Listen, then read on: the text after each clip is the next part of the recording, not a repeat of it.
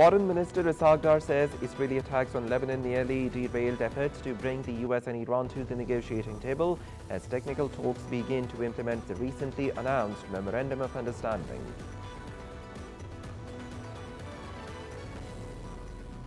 In the FIFA World Cup of 2026, Norway beat Senegal by 3-2 to book their place in the World Cup knockout stage. France defeats Iraq by 3-0 in Philadelphia, while Argentina beats Austria by 2-0 to secure their place in the last 32 of the tournament.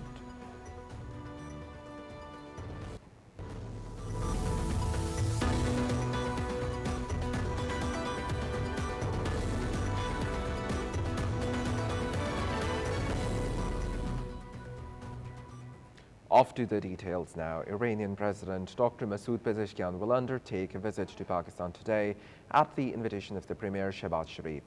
During his stay in Islamabad, President Pezeshkian will meet President Zardari and hold talks with the Prime Minister Shehbaz Sharif. Key parliamentary leaders will also call on him. During the visit, the two sides will review the full spectrum of the bilateral relations and explore new avenues to further deepen the cooperation across diverse sectors, including trade, energy, border security, people-to-people exchanges and regional connectivity.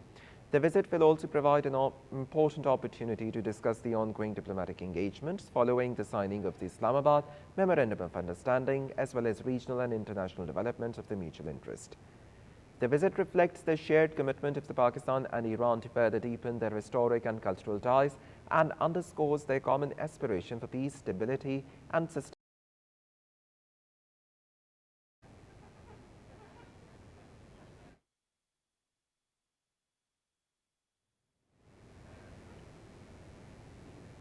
Earlier, Sardar Masood Khan, ex-permanent representative to the United Nations and former ambassador to the US and China, spoke to Pakistan TV to share his thoughts on the visit of the Iranian President, Dr. Masoud Pezeshkian, to Pakistan. Let's take a listen. Well, as you have put it, it's a very timely visit, and President Pezeshkian is coming here primarily to thank Pakistan, because Pakistan has played a historic role in mediating between the United States and Iran, and Pakistan has helped the international community in averting a catastrophic war. The war, as it exploded on the globe, was already very, very disastrous, but it was threatening to become even more devastating. So Pakistan played its role, and the people of Iran are grateful to Pakistan for the intercession, Pakistan's critical intercession in the entire process. So this is one, of course, and there's solidarity between Iran and Pakistan, and we have historic, cultural, political, and economic ties across the border. And so this is one aspect. The other is that, of course, the leaders would be discussing, our Prime Minister and Mr. Pezeshkian, the President of Pakistan, they would be discussing recent developments in regard to the US-Iran framework agreement, which was hammered out in Bergenstock, because to salvage the Memorandum of Understanding. You know that immediately after the signing of the Memorandum of Understanding, there was turbulence, and Pakistan, along with Qatar, moved swiftly to stabilize things. And you see the dividends. Right now, the Strait of Hormuz is open, and there have been many other developments. For instance, Iran has been allowed to export oil. There would be no sanctions from the United States of America, and the United States has also announced that it would be releasing some of the frozen assets, some $12 billion. So, and reportedly, Iran has also agreed to open its nuclear installations for inspections by the International Atomic Energy Agency. So these are very, very positive developments that are taking place. And beyond that, I think that there would be a major focus on bilateral ties. And if you desire so, I can continue on those bilateral dimensions of our relations and how they can be shaped in the immediate future. Now, of course, as the Iranian President, Dr. Masoud Pezeshkian, is due to arrive in Pakistan today as a part of an important visit after the Lake Lucerne summit that happened in the Bergenstock resort of the Switzerland, where efforts have been endeavored by the Pakistan's political and military leadership along with Qataris to bring an end to the conflict between Iran and the United States. We have been joined by Mehmet Öztürk from capital city of Ankara, who happens to be the former editor-in-chief Languages Anadolu Agency, to share his views on the visit of the Iranian President Dr. Masoud Pezeshkian's visit to Pakistan. So thank you very much for your time with Pakistan TV. Of course, as Masoud Pezeshkian, how important do you see this visit is as part of the follow-up negotiations that took place?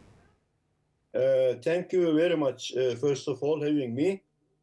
I think it is a very important visit of Iranian President Masoud Pezeshkian, because it comes after Burgenstock negotiations held in Switzerland by hospitality of Pakistan and Qatar together.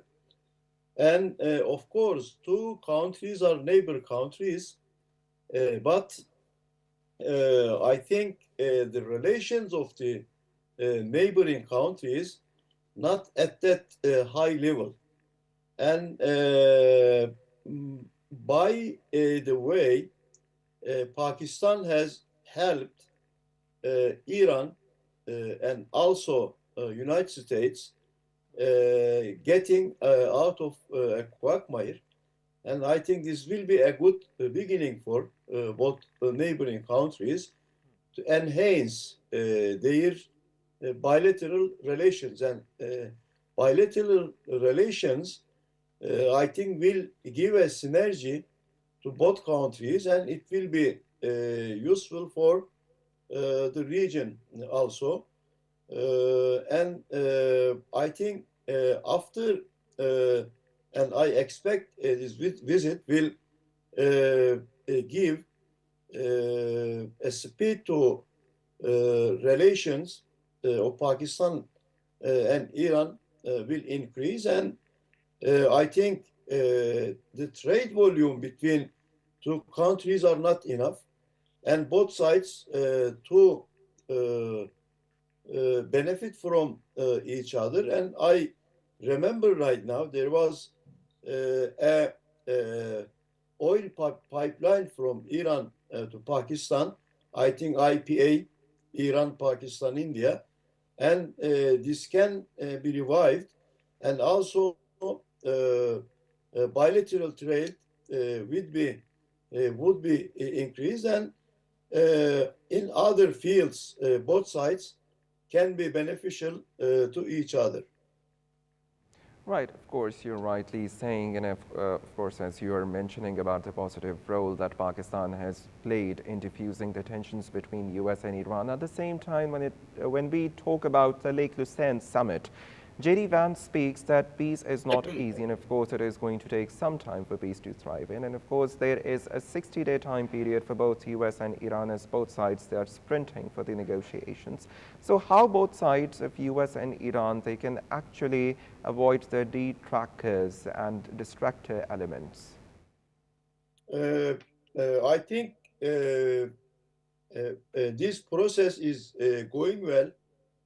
Although there is some problems can deviate this process, but I think there is a good start, but there is a spoiler, as I always indicate, but the steps taken in this direction seems that this peace process is going in a right direction, because as Trump indicated that there was a very well negotiations, and also Vice President of United States J.D. Vance indicated that they have created a good we can say infrastructure for the negotiations, and also with some problems seems to be solved by the both sides. For example, Hormuz now is open, and also there are indications that Iran again has permitted for International Atomic Energy Agency to visit Iran. And of course, I have to say here that this is a normal thing because Iran is a member of NPT, and under the NPT, Iran always given permission for the delegations from International Atomic Energy Commission. That was the Trump in the first term canceling the agreement between Iran and the five other European countries. So because of that, Iran blocked visits, and this is not a new thing. And summarily, if we can say that there are positive progress. On the other hand, as you're speaking of the positive progress that has been achieved in this whole mediation process, and as the American leadership is also speaking of the progress that has been achieved, how critical and important do you see the role of the Pakistani leadership in achieving this peace process? Yes, very, very critic, and I name it a noble approach from the Pakistani sides, because from the beginning of the process of the ceasefire, both sides declaring ceasefire, and despite the spoilers, like Israel is still trying to spoil the process, Pakistan had a very, we can say, good, serious, and professional diplomacy that both sides, in the one hand, now again on the table, and I think they have a good prospect for ending the war, which will benefit not only for Iran and the United States, for the region and for the whole world. And as I was saying earlier also, Pakistan had a two-winged diplomacy. One is political and the other is military diplomacy, which has given the result. And now we see that sides now coming together in Switzerland, and they are eager to continue in this path. So it is, I think, a very critical role of Pakistan in diplomacy. We have to thank and also commend the role of Pakistan, as well as a network of diplomacy which was behind the Pakistan, such as Turkey, Egypt, Saudi Arabia, and lately Qatar also joined, maybe in the financial side, to convince Iranians. So all these, we can say, activities and diplomacy of Pakistan, commendable and noble, and I think this will give a result, a positive result, which will lead to an agreement, final peace agreement, which will have benefit for not only the region, for all the world. Absolutely rightly said, and it is indeed a great moment for us as a nation and for the Pakistani leadership, both political and the military leadership, having played a positive role to bring an end to this decades-old animosity. It was a pleasure having you, Dr. Mehmet Ozturk, in our news broadcast. Thank you very much for your time with Pakistan TV, as we are talking of the visit of the Iranian President Dr. Masoud Pezeshkian, who is due to arrive in Pakistan today. And with that, moving on further, earlier, Dr. Aqab Ali Zaid, geopolitical analyst and professor of the strategic studies, spoke to Pakistan TV to share his views on the visit of the Iranian President, Dr. Masoud Pezeshkian, to Pakistan. Let's take a listen.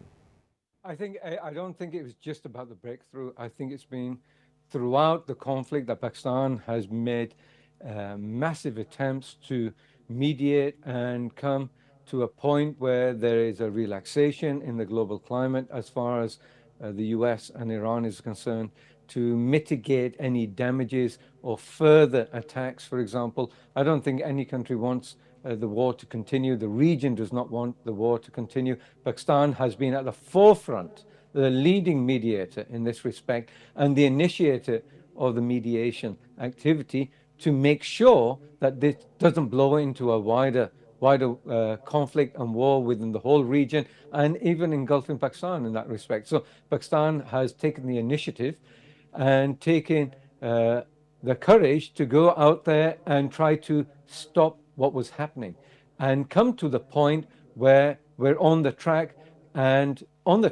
for a potential peace deal down the line in a number of weeks or maybe slightly longer. But the fact of the matter is the roadmap has already been made, and the discussions recently in Switzerland the other day came to a positive conclusion for the time being, while the technical talks continue. Now, why Pakistan? Why come to Pakistan?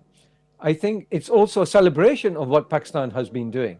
This high-level delegation coming to Pakistan is recognition of Pakistan's activity and what they've done as a positive action for the rest of the world also. And I think the rest of the world needs to celebrate this furthermore, not just Iran. I think the United States also needs to recognize furthermore what Pakistan has been doing, and they've been saying this openly. So I think we're coming to a point where we recognize that Pakistan has become the focal point in this respect, and successfully so, in a very positive manner, turned everything around as far as perceptions of global community, and the damaging disinformation campaign for many, many years by India has been annulled. Fact of the matter is, Iran recognizes this, but also Iran has other issues at play here. They want to increase bilateral trade. We want to increase bilateral trade. We want to enhance our energy infrastructure as well. So does Iran. It wants to rebuild. But also, they want discussions on how Pakistan is going to help mediate. And no doubt, every party wants a hand in this as far as understanding what the roadmap will be, and the committees that are being formed, and especially the Lebanon cell, the deconfliction cell, which is a foremost issue right now. But Pakistan has to allow America to deal with that. But Pakistan has leverage to some extent with the Americans to dialogue with them, to indicate what needs to be done. And this is fundamental to the whole roadmap and the MOU, in fact. So I think Iran wants, as soon as the talks ended, Iran came here to really clarify everything. And the president, the leader of the country, the political leader of the country, wanted to make sure he understood exactly what was happening from, as you say, the horse's mouth, from Pakistan, who have been intrinsic in allowing this mediation effort to occur, and successfully so. Prime Minister Shehbaz Sharif says Pakistan played a key mediating role in developing the understanding between the US and Iran during their negotiations in Switzerland. Addressing in the National Assembly, Prime Minister Shehbaz Sharif stated that all concerned parties involved approved the joint declaration after extensive discussions, adding that Pakistan made full efforts to reduce the tensions between Washington and Tehran. As per the Prime Minister, the agreement includes a 60-day framework during which technical negotiations will continue on key issues such as nuclear program, ballistic missile concerns, and frozen assets. Prime Minister Shehbaz Sharif expressed optimism that the Memorandum of Understanding would pave the way for a long-lasting peace agreement within 60 days, contributing towards broader regional and global stability. He further stated that Pakistan has played a historic role in this agreement, noting that the development has strengthened the country's international standing and positive global narrative.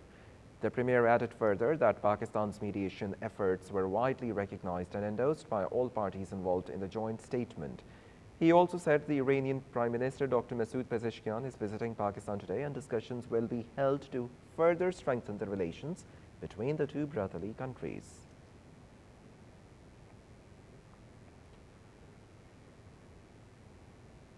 Iran's top negotiator, Parliament Speaker Mohammad Bagher Ghalibaf, has said an agreement has been reached with the United States to release $12 billion in frozen Iranian funds, marking a significant development in ongoing talks between the two sides. Ghalibaf confirmed the release of the two tranches of the $6 billion in the frozen funds. He said the recent negotiations in Switzerland also produced progress on the range of the related issues, including oil waivers, banking arrangements and the easing of the certain financial restrictions, although a comprehensive final agreement has not yet been concluded.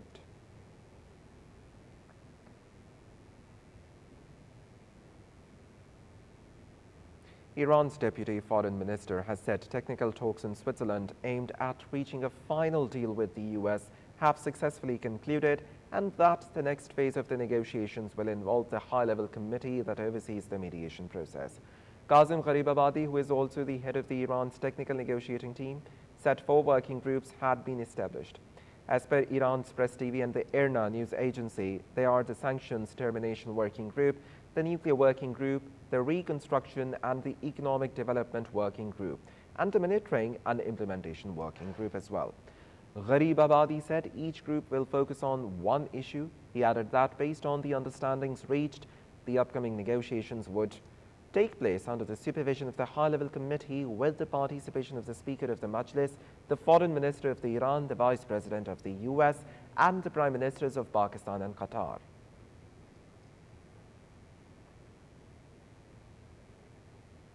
Iran says final arrangements on the Israel-Lebanon conflict could be reached in coming days. Iranian Foreign Ministry spokesman Ismail Baqai